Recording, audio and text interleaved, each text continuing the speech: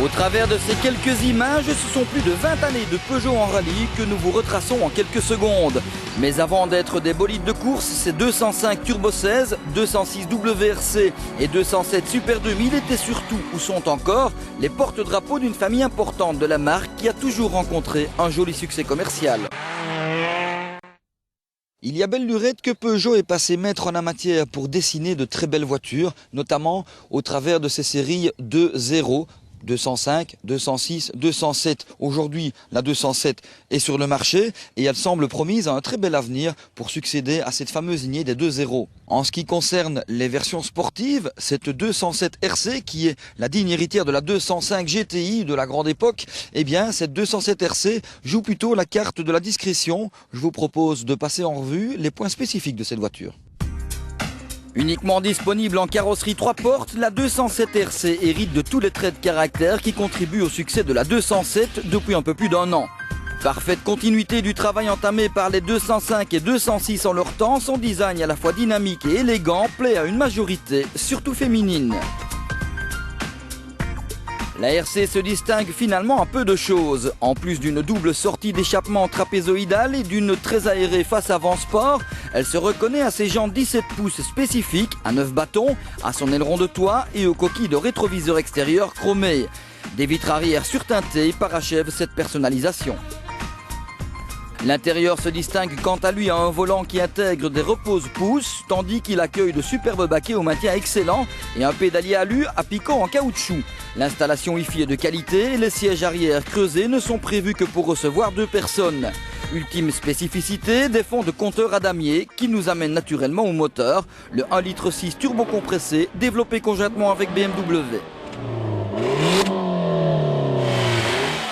Fort de 175 chevaux, ce groupe à injection directe est en fait celui que l'on trouve sous le capot de la nouvelle Mini Cooper S, mais aussi sous celui de la 207 GT, cette fois en version 150 chevaux.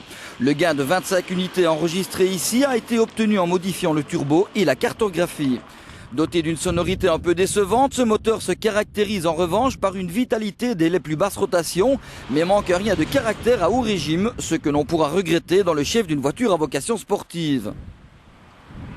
Autre petit constat déplaisant, comme toujours chez Peugeot, la boîte de vitesse manque franchement de consistance et de précision, sans compter qu'elle n'apprécie guère d'être brusquée.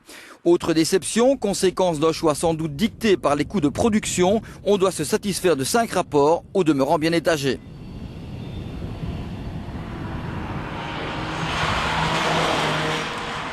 Pour le reste, on apprécie les qualités du châssis, même si d'aucuns estimeront que la suspension est un rien trop ferme. Cela dit, il ne faut pas oublier que nous sommes là en présence d'une sportive, il faut savoir ce qu'on veut.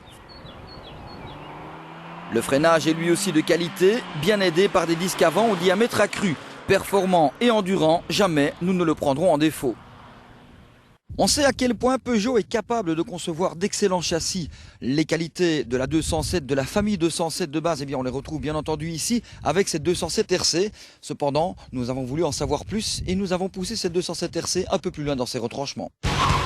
Profitant d'une position de conduite remarquable et après avoir déconnecté les contrôles de stabilité et d'antipatinage qui agissent aussi sur les freins, nous avons éprouvé notre 207 RC dans des conditions extrêmes, histoire de vérifier ses qualités dynamiques.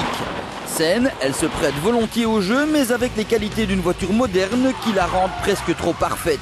Difficile dès lors de la bousculer, ce qui ne fait pas d'elle la plus amusante de la lignée 2.0.